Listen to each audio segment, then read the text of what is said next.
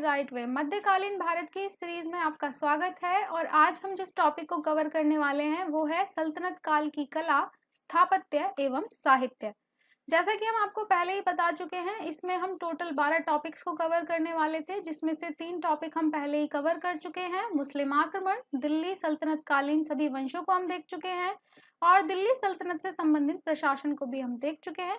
आज हमारा कला, स्थापत्य एवं साहित्य को हम देखेंगे और इसके बाद हमारा नेक्स्ट वीडियो होगा वो विजयनगर और बहमनी एम्पायर पर आधारित होगा। तो चलिए सबसे पहले देखते हैं बीपीएससी के प्रीवियस ईयर प्रश्नों को। ज्यादा प्रश्न यहाँ से नहीं आए हैं। पहला प्रश्न है, अलाई दरवाजे का निर्माण किस सुल्तान ने करवाया था? Answer is Alauddin Khilji. Next आया है, तबकाते नासिरी का लेखक कौन था? तो इसका आंसर है मिन्हाज उस सिराज। बस यही 2 क्वेश्चन बीपीएससी में यहाँ से पूछे गए हैं।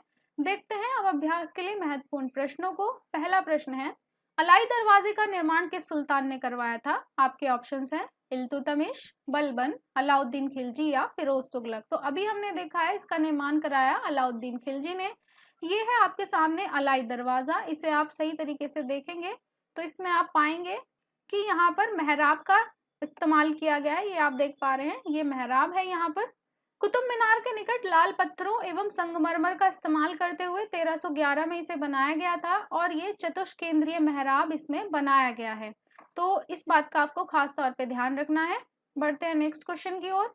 घोड़े के नाल के आकार की मेहराब सबसे पहले प्रयोग में लाई गई थी? इल्तुतमिश के मकबरे में, गयासुद्दीन तुगलक के मकबरे में, अलाई दरवाजे में या कुवत उल इस्लाम मस्जिद में? इसका आंसर है अलाई दरवाजा। नेक्स्ट है, निम्न में से किसने कुतुब मीनार के निर्माण में योगदान नहीं दिया था? तो आपसे पूछा गया है कि किसने योगदान नहीं किया कुतुब मीनार में। कुतुबुद्दीन ऐबक, इल्तुतमिश, अलाउद्दीन खिलजी या फिरोज शाह तुगलक?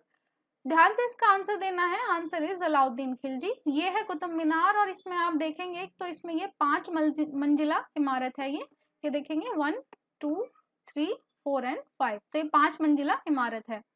कुतुब मीनार का निर्माण कार्य प्रारंभ कराया था कुतुबुद्दीन ऐबक ने, परंतु वे उसे पूरा नहीं कर सके। उससे पहले उनकी मृत्यु हो गई थी, इसलिए इसका बाकी कार्य इल्तुतमिश के काल में पूर्ण हुआ था और इल्तुतमिश ने इसे 4 मंजिला बनवाया था। सूफी ख्वाजा कुतुबुद्दीन बख्तियार काकी के नाम पर इसका नाम कुतुब मीनार रखा गया था। फिरोज शाह तुगलक शासन काल में इसमें 2 और मंजिलों का निर्माण कराया गया था। तो चौथी मंजिल टूट गई थी, इसीलिए चौथी और 5वीं दोनों मंजिलों का निर्माण फिर फिरोज तुगलक ने कराया और इस तरीके से ये 5 मंजिला इमारत बन गई। इल्तुतमिश के टाइम में ये 4 मंजिला इमारत थी। क्वेश्चन 4, भारत में प्रथम मकबरा जो शुद्ध इस्लामी शैली में निर्मित हुआ है वह कौन सा है? हुमायूं का मकबरा, बलबन का मकबरा, ऐबक का मकबरा या अलाउद्दीन का मकबरा? आंसर है बलबन का मकबरा। बलबन का मकबरा पूरी तरीके से शुद्ध इस्लामी शैली में निर्मित था। ये उसके खंडर हम यहाँ पर आपको दिखा रहे हैं। यह दिल्ली में किला राय पिथौरा के समीप स्थित है और इसमें सबसे पहले मेहराब का वास्तविक रूप दिखाई पड़ता है। मेहराब को भी हम आपको दिखा चुके हैं पहले क्वेश्चन में। अगर क्वेश्चन में पूछा जाता है कि पहली शुद्ध इस्लामी शैली में निर्मित मस्जिद कौन सी थी, तब आप इसका आंसर देते हैं जमाते खाना मस्जिद। तो दोनों अलग अलग क्वेश्चन थे, ध्यान रखना है। क्वेश्चन 5 है, प्रथम वास्तविक मेहराब किस सल्तनत कालीन स्मारक में दिखाई देता है? इल्तुतमिश का मकबरा, बलबन का मकबरा, अलाई दरवाजा या कुव्वतुल इस्लाम मस्जिद? पहला वास्तविक रूप से बनाया गया मेहराब दिखाई देता है बलबन के मकबरे में। तो मेहराब क्या होता है? ये जो आर्च इसे हम कहते हैं इंग्लिश में, और ये देखिए ये है आर्च, इसे हम मेहराब कहते हैं, जो बलबन के मकबरे में फर्स्ट टाइम अच्छी तरीके से दिखाई देती है। ये देखिए ये है बलबन का मकबरा, यहाँ पर आप देख पा रहे हैं ये मेहराब यहाँ पर बनी हुई है इस तरफ। नेक्स्ट क्वेश्चन है, कीर्ति स्तंभ प्रशस्ति के रचयिता कौन थे? सोमदेव, जैता, नाथा या अभिकवि? इसका आंसर है अभिकवि। कीर्ति स्तंभ ये देखिए ये है, चित्तौड़ में पड़ता है ये, और इसको राणा कुंभा ने बनवाया था। इसका निर्माण राणा कुंभा ने कराया था, जो मेवाड़ के राजा थे। महमूद खिलजी पर मालवा विजय के उपलक्ष्य में इसका निर्माण कराया गया था। कीर्ति स्तंभ पर 2 प्रशस्ति रचयिता थे, एक अभिकवि और दूसरा है महेश। निम्न युग्मों में से कौन सही सुमेलित नहीं है? अजमेर में है कुव्वत उल इस्लाम मस्जिद, जौनपुर में अटाला मस्जिद, मालवा में जहाज महल और गुलबर्गा में जामा मस्जिद। इसका आंसर जो सही नहीं है वो है ए, कुव्वत उल इस्लाम मस्जिद दिल्ली में है और बाकी के तीनों बिल्कुल ठीक है। जौनपुर, अटाला मस्जिद, जहाज महल है मालवा में और जामा मस्जिद गुलबर्गा में। तो ये आपको याद रखना है। क्वेश्चन 8, निम्न में से सही क्रम को चुनें। Tughlakabad, Lodhi garden, Qutub Minar, Fatehpur Sikri. Tughlakabad, Qutub Minar, Fatehpur Sikri, Lodhi garden. Qutub Minar, Tughlakabad, Lodhi garden या फतेहपुर सीकरी, या फिर तुगलकाबाद, कुतुब मीनार, लोधी गार्डन और फतेहपुर सीकरी। ऐसे क्वेश्चंस के लिए जरूरी नहीं है कि आपको चारों का निर्माण डेट आपको पता हो, आप इसको एक फैक्ट के माध्यम से कर सकते हैं। जैसे कि हमें ये तो जानकारी है कि सबसे पहले कुतुब मीनार का निर्माण किया गया, तो यहाँ पर कुतुब मीनार को सबसे पहले बनवाया गया, तो यहीं से आपको आंसर पता लग जाएगा कि आंसर इज सी। हमने आपको सीक्वेंस बताया था कि गुलाम वंश पहले आए, खिलजी वंश उसके बाद में आए, फिर तुगलक वंश आए, फिर सैयद वंश और उसके बाद लोधी वंश आए। तो तुगलक वंश ने जो बनवाया है तुगलकाबाद का किला वो पहले बना होगा और लोधी गार्डन उसके बाद। किताब उल हिंद के प्रसिद्ध लेखक का क्या नाम था? हसन निजामी, मिनहाज उस सिराज, अल बरूनी या शम्स शिराज अफी। आंसर है अल बरूनी। अल बरूनी अरब से जो यात्री आए थे उनमें मुख्य यही थे, और इन्होंने जो किताब लिखी है किताब उल हिंद या फिर तहकीक हिंद, इन्होंने इसमें तत्कालीन भारतीय सामाजिक सांस्कृतिक व्यवस्था पर विशेष विवरण हमें यहाँ से प्राप्त होता है। तो ये अल बरूनी ने लिखी थी। नेक्स्ट है, अमीर खुसरो का जन्म कहाँ पर हुआ था? आगरा में, बाराबांकी में, एटा में या इटावा में। इसका आंसर है सी, एटा में अमीर खुसरो का जन्म 1253 में हुआ था, जो उत्तर प्रदेश के वर्तमान काशगंज जिले के पटियाली नामक स्थान पर पड़ता है। खुसरो ने स्वयं को तूतीय हिंद की उपाधि दी थी, यानी कि हिंदुस्तान का तोता। क्वेश्चन 11, अमीर खुसरो ने किसके विकास में अग्रगामी की भूमिका निभाई? ब्रज भाषा, अवधी, खड़ी बोली या भोजपुरी। इन सभी में से खड़ी बोली के विकास में इन्होंने काफी महत्वपूर्ण योगदान दिया। ये ऐसे पहले मुसलमान थे जिन्होंने खुद को भारतीय होने का दावा किया था। उन्होंने कहा था कि मैं तुर्की, भारतीय और हिंदी तीनों भाषाएं बोलता हूँ। क्वेश्चन 12, अमीर खुसरो निम्न में से किस बादशाह के दरबार से संबद्ध थे? नवाब आशफुद्दौला, गयासुद्दीन बलबन, मोहम्मद शाह रंगीला या कुतुबुद्दीन। इसका आंसर है बी, गयासुद्दीन बलबन। अमीर खुसरो आरंभ में बलबन के सबसे बड़े पुत्र मोहम्मद की सेवा में रहे। मंगोलों ने इन्हें बंदी बना लिया था, किंतु किसी तरह वो वहां से भागकर यहाँ पर आने में सफल हुए और बलबन के दरबार से संबद्ध हो गए थे, और वे सूफी संत निजामुद्दीन औलिया के शिष्य भी थे। तो ये भी आपको याद रखना है। क्वेश्चन 13, अमीर खुसरो किसके दरबारी कवि थे? मोहम्मद बिन तुगलक, अलाउद्दीन खिलजी, शेरशाह सूरी या हुमायूं। इसका आंसर है बी। अमीर खुसरो ने किन किन शासकों के काल में सेवाएं दी हैं उसका हमने यहाँ पे दर्शाया है। बलबन, कैकुबाद, अलाउद्दीन खिलजी, मुबारक शाह और गयासुद्दीन तुगलक, इन सभी के शासन के अंतर्गत ये रहे हैं। और 1325 में जब मोहम्मद बिन तुगलक ने सत्ता संभाली थी तो उसी समय इनकी मृत्यु भी हो गई थी, इसलिए मोहम्मद बिन तुगलक के दरबार से संबंधित नहीं रहे, इसलिए इसका आंसर है बी। अदरवाइज इसमें यदि कैकुबाद, बलबन, मुबारक शाह या गयासुद्दीन तुगलक का नाम आएगा तो वो भी इसके सही उत्तर माने जाएंगे। क्वेश्चन 14, अमीर खुसरो थे एक कवि, एक इतिहासकार, एक संगीतज्ञ या तीनों। इसका आंसर है डी, अमीर खुसरो कवि भी थे, इतिहासकार भी थे और संगीतज्ञ भी थे। क्वेश्चन 15, नई फारसी काव्य शैली सबके हिंद अथवा हिंदुस्तानी शैली के जन्मदाता कौन थे?